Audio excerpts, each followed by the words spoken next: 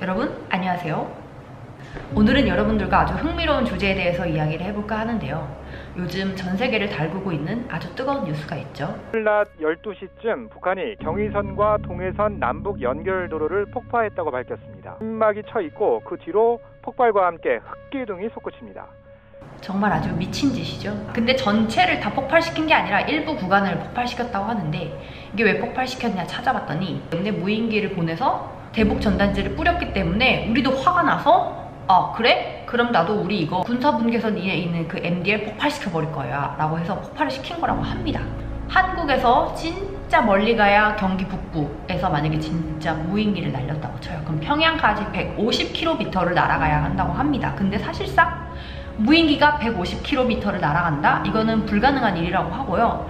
그리고 그들이 보내준 그 무인기의 그 흐리무리한 그 흐리무크한 그 사진을 확대를 해보니까 한국에서는 없는 기종이고 또 정부에서 쓰는 기종도 아니고, 그래서 국민들이 약간 또 느끼기에는 쇼를 하는 게 아니냐, 얘가 또 왜 이러냐, 미쳤구나, 약간 이런 반응이 대다수입니다. 대북 전단, 대북 방송에 엄청 예민하다고 합니다. 북한과 대치 상황까지 치닫게 했던 대북 확성기 방송에 아이유와 빅뱅 등 우리나라 아이돌 가수들의 노래도 나온다고 하죠. 대북 심리전 수단으로서의 그 위력이 재확인된 대북 방송에는 이렇게 당대의 유행가들이 선정돼 실렸습니다. 그래서 그들이 그게 이제 한국에서 계속 시도 때도 없이 대북 전단지를 보내니까 얘네도 화가 나서 우물풍선을 계속 투척을 한다는 그런 얘기예요.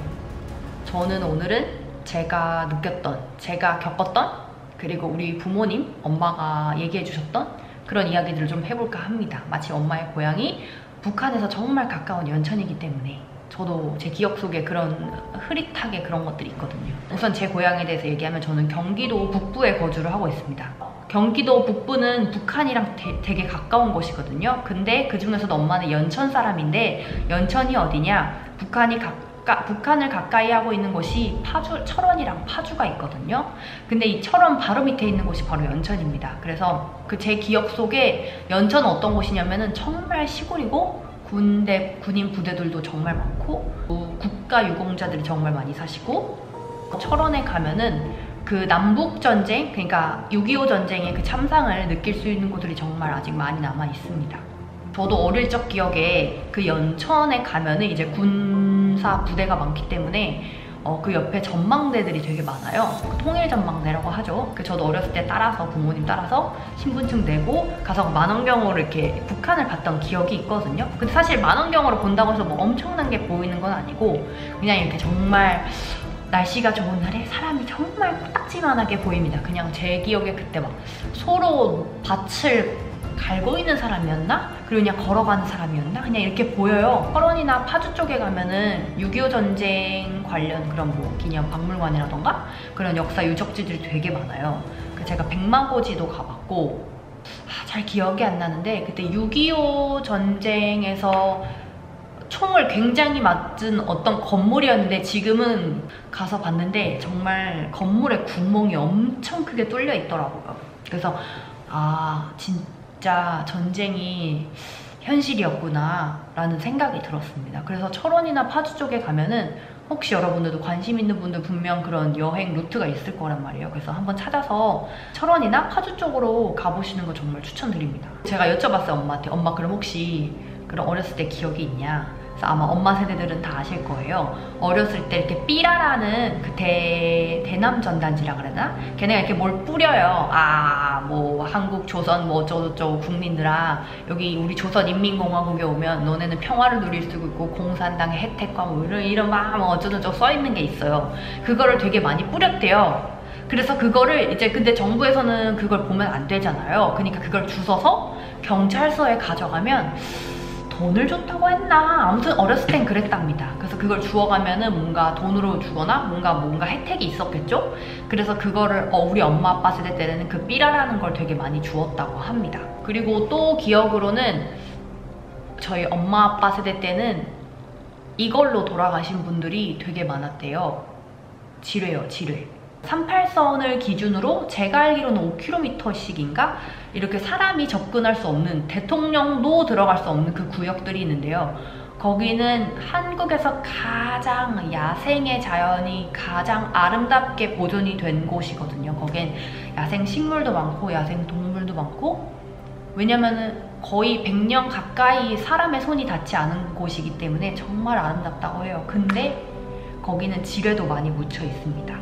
그리고 그곳뿐만이 아니라 지금 한국에 뭐 철원이든 어디든 아직도 지뢰밭이 많아요. 왜냐면 그게 지뢰들이 종류도 너무 다양하고, 그리고 일반인들 거기는 그 잘못 밟으면 터져버리기 때문에 그것도 함부로 뭐 제거를 할 수 없겠죠. 그래서 아직도 지뢰가 있어서 제가 연천에 갔을 때 기억에 남는 게 뭐냐면, 거기도 일부 구역, 굉장히 많은 구역들이 일반인 출입 금지입니다. 아니, 아예 사람이 접근을 못해요. 왜냐면 지뢰가 너무 많이 묻혀있기 때문에 들어가는 순간 폭파돼 버립니다. 그래서 아직 한국에 그런 곳들이 아직 많이 남아 있습니다. 아마 할아버지가 지뢰 때문에 돌아가신 걸로 알고 있어요.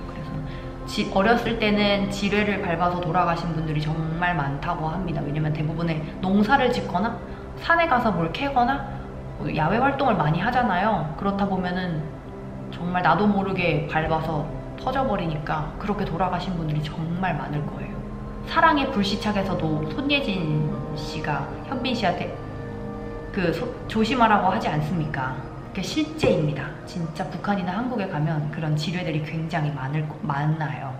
제가 어렸을 때만 하더라도 TV 프로그램을 틀면, TV를 틀면 이산가족 상봉이라는 프로를 했어요. 그게 뭐냐면 6.25 전쟁 때 가족들이랑 그냥 헤어져 버린 거죠. 그래서 남북 이산가족 상봉이라고 해서 실제로 남한에 있는 뭐 오빠, 북한에 있는 여동생 이렇게 연락처를 찾아서 정부에서 자리를 마련해줘서 뭐 1년에 한 번씩 아니면 몇 년에 한 번씩 이런 식으로 남북 이산가족 상봉이라는 타이틀 아래 가족들이 만날 수 있는 기회가 있었습니다. 그게 제가 어렸을 땐 있었는데 요즘엔 거의 없는 것 같아요. 제 어렸을 적의 기억과 부모님의 기억을 더듬어서 나누는 그런 북한 관련 이야기에 대해서 한번 나눠봤고요. 제가 실제로 만났던 북한 친구에 대해서 얘기를 해보겠습니다. 제가 2012년에 중국에 대련으로 교환학생을 갔었는데, 그때 저희 반에 북한에서 온 친구가 있었어요. 근데 그 친구, 저도 북한 사람을 생전 처음 봐서 너무 신기한 거예요. 나랑 말이 통하고 근데 단어가 달라, 억양도 다르고. 제가 막 궁금해서 물어봤거든요. 이름이 뭐예요? 어디에서 왔어요? 부모님 여기 왜 온 거예요? 막 이런 거 물어봤었죠. 근데 그 친구가 하는 말이, 약간 말을 아끼지만 아버지가 사업차, 아버지 일 때문에 여기에 왔다. 근데 남동생은 북한에 있다라고 하더라고요. 사실 그 친구랑 되게 친해지고 싶었는데, 왜냐면 나이도 비슷했거든요. 되게 친해지고 싶었는데 어느 날 갑자기 그 친구가 수업에 안 나오더니 사라져버렸어요. 그래서 얘기도 얼마 못하고 얼굴만 보고 인사만 하고, 왜냐면 그 친구가 수업 딱 시간 맞춰 오고 수업 끝나면 바로 나가고, 그래서 좀 되게 조심하는 것 같더라고요. 그래서 저도 굳이 말을 많이 걸지는 않지만 그래서 되게 신기했습니다. 한국인들은 북한에 대해서, 그리고 북한 사람들에 대해서 어떻게 생각할까요? 저는 아마 모든 국민들의 마음은 똑같을 거예요. 정말 북한 사람들은 너무 불쌍하다. 예전에 제가 신문 기사를 본 적이 있는데, 해외에서 일하는 북한 그 인민들도 돈을 벌어서 그 임금이 달러로 지급이 되면 그거를 무슨 무기 개발 용도로 해서 그 달러를 다시 다 회수해 간다고 하더라고요. 정부에서 돈을 주고 다시 회수를 해갔다. 그래서 실제로 그들이 받을 수 있는 돈은 거의 막 코딱지만한 거죠. 그냥 진짜 개처럼 이래가지고 요만하게 돈을 버는 거죠. 다 나머지는 국가 뭐 무기 개발 명목으로 다 내고. 나중에 만약에 기회가 된다면 저도 한 탈북민을 한번 모셔보고 이야기를 나눠보고 싶은데, 한번 기회가 된다면 한번 해보겠습니다. 자리를 마련해보겠습니다. 어쨌든 오늘 주제는 여기까지고요. 뭐 엄청 흥미롭거나 대단한 주제는 아니지만 여러분들이 북한에 관심이 있어 하실 테고, 또 실제로 북한 가까이에 사는 한국인들의 삶은 어떨까 라는 주제로 한번 나눠보면 어떨까 해서 이 영상을 찍게 되었습니다. 그럼 혹시 궁금하신 거 있으면 언제든 댓글로 달아주셔도 되고요. 오늘 영상은 여기까지입니다. 또 좋은, 재미난, 흥미로운 소식이 있으면 여러분들과 함께 공유를 하도록 하겠습니다. 그럼 여러분, 우리 다음에 만나요. 안녕.